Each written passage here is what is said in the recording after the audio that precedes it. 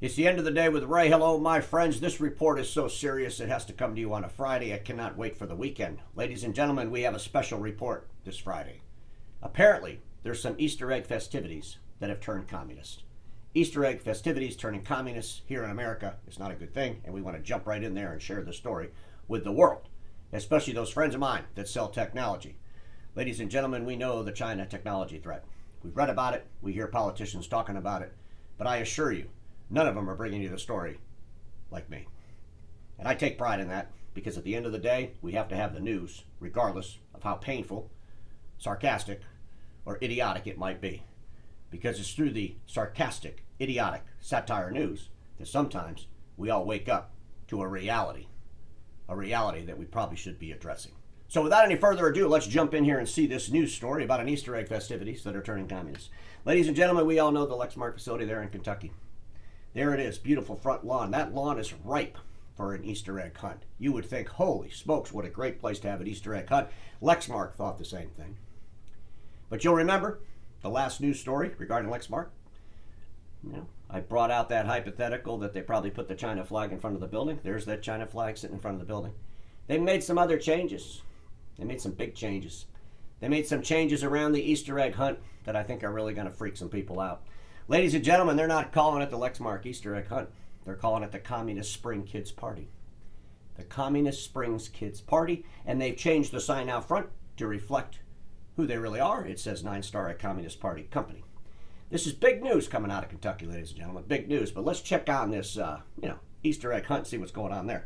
There you can see they've all gathered. All these people are gathering around. They want to have the Easter eggs. They've got the kids all there. And folks, hang on a second. My cameraman wants me to zoom in. There's something going on in the middle of this pack of people here. Let's see what that is. Oh my gosh, ladies and gentlemen, it apparently they've replaced the famous Easter egg with a fortune cookie. These kids are furious. Look at this kid's face. They don't want to eat a fortune cookie. Who the hell wants to bite into cardboard to find a piece of paper? And in this case, the piece of paper says, Kids for Communism. Obviously, this kid does not want to be a communist. He's very upset about this.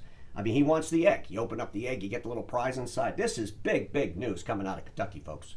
Aren't you glad the end of the day with Ray brings these stories to you? Let's see what else is going on here. Oh my gosh, ladies and gentlemen, they are taking the Easter bunnies away using the China balloon.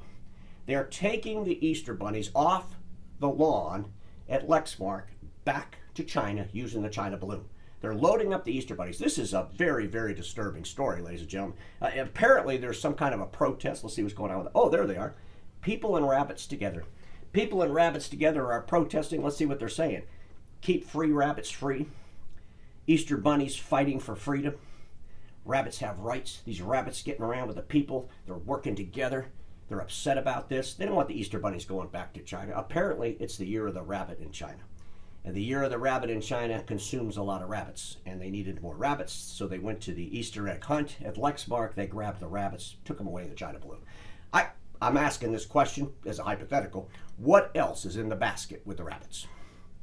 What other information are they taking back to China in those balloons? Folks, this is really big news. Big, big story news. Let's see what else is going on here, folks. I wanted to go into the headquarters, and I want to remind everybody what it looks like in the headquarters before the Communist Party took over the company. You'd walk in and you'd see in green our legacy of information. You'd see the Lexmark logo over there. It's a beautiful facility. They've made some changes. Let me show you those changes. The first change is on the wall where it says our legacy of innovation. It now says our legacy of innovation now belongs to the Communist Chinese Party. They're proud of it. Hey, we've got this innovation, the old IBM company. Now it belongs to us. We have everything. We know everything about everything now. Folks, where they used to have that Lexmark sign, what a beautiful sign that was. Well, now it's the Directions to the Employee Detention Center. Directions to the Employee Detention Center. I was going to go back there and check that out, but I heard some doors slamming that sounded like jail cells, and I'm like, I am not going anywhere near there. So, folks, there seems to be some big changes going on here in Kentucky.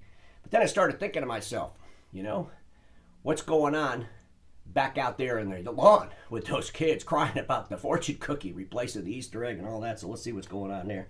Apparently, they've cleaned everybody out. They've cleaned them out. They got the tape up there.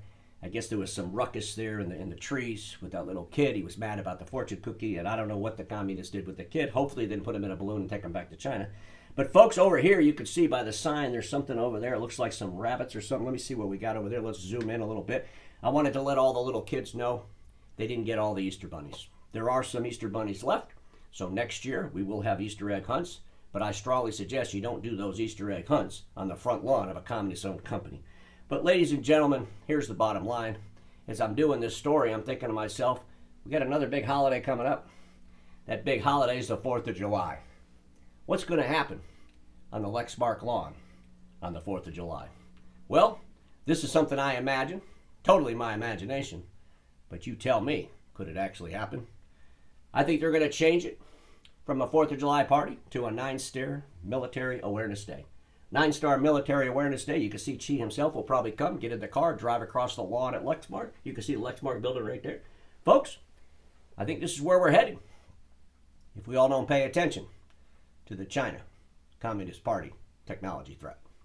Lots to think about in today's episode, but in the meantime, whatever you do, don't give a kid a fortune cookie.